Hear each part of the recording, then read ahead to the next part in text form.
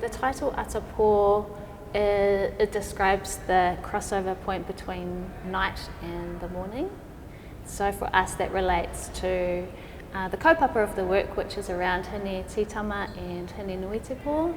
In 2014 we met Maureen Lander at a Maori Art market in Wellington, and we had lunch with her and talked about how we loved her practice, and a lot of the techniques she's passed to us have informed our work. And then coming into this work, Atapō, was the first time we actually decided to work together. So before I went to Elam, I knew how to do rāranga, which is plait work, like basketry, and like this kete that I'm holding. But it wasn't until I got to Elam that I visited Oaxaca, where Digoresta Kanawa was teaching cloak making, and that's when I got introduced to muka. It just captured me. It was the essence of the plant. It grew out of the same land that I grow out of, and it just seemed like a material I really wanted to work with, and I didn't really understand why at that stage, but I wanted to know how to make muka. We came together for our first wānanga about this work. It must have been the end of 2019. We realised that we couldn't separate the two. To make a work about hine nui te pō is to make a work about hine titama. So then it was our kind of challenge to figure out how we do that. Hine titama, she is the first of our ancestors. Hine titama is this beautiful young woman. She grows up pure and innocent like a puhi.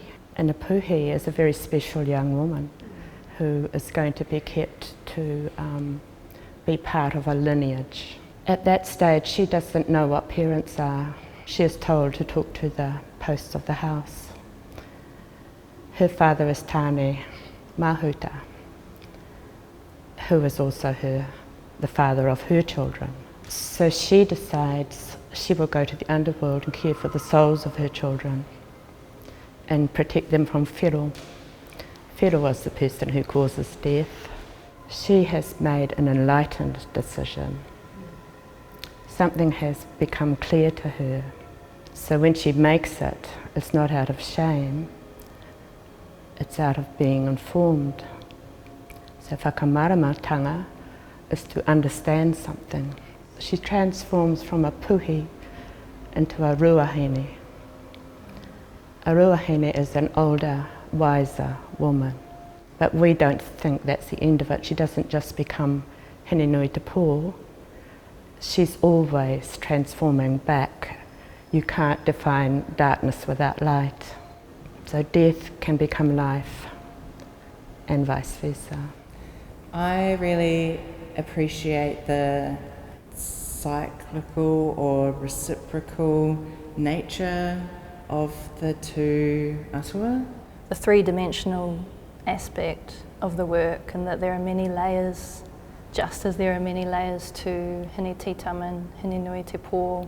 So often they're written about in a very one-dimensional way, and kind of a passive way as well. And so to create a work where you can't actually see the whole work from one angle, you have to move around and you have to spend a lot of time and you have to use all your senses.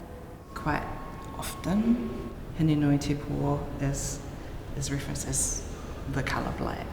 And terrible and scary and frightening with a barracuda mouth. And yeah.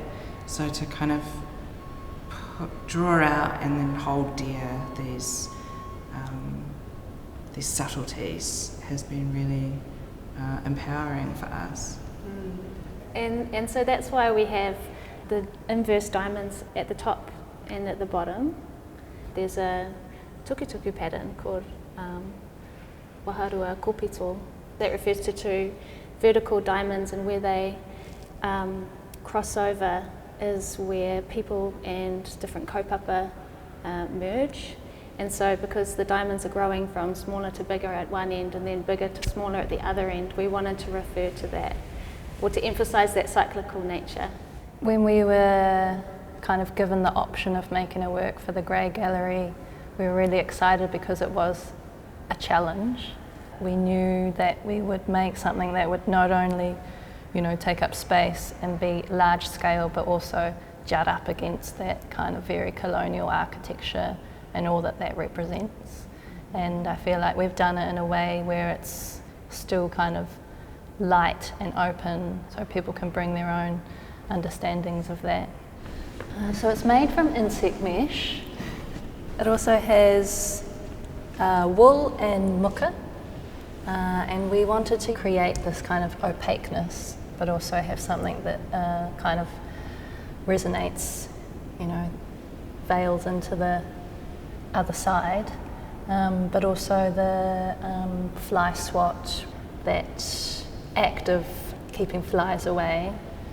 We're referring to a pattern called papakirangi, which is a fly swat pattern. So that gives another layer to the mesh. When you enter a meeting house, especially if it's named after a female, you're entering te whare tangata. You're entering back into the body of the female, of the mother, of your ancestor. So to me, to come into a colonial space named the Grey Gallery and to transform it into a meeting house is quite a big ask, but I think we've done it. When you come into this space, you realise as you enter through the door, there is something that will block you going into the apses, if you know that they're there, and you have to negotiate that space. As you negotiate it, we've got the pi waka waka, just to give you that little warning to say you are now crossing the pai pai. You are coming from an outside space to an inner space, or from life to death. It's a change of state, so just be careful, because Maui wasn't careful. Just know to be aware as you come through. One of the things that drives us, or our motivations, is always to really wānanga these stories that have been handed down to us. Not only are we drawing on the research that we know and that people have already done, but it's helping to build a capacity for other people in the future to then look at these narratives and explore them even further. And so there's, you know, aspects of the work that we want to kind of leave quite open and broad, but also making from our own centres and saying, actually, no, these women were incredibly important and brave, and they are the centre of our stories.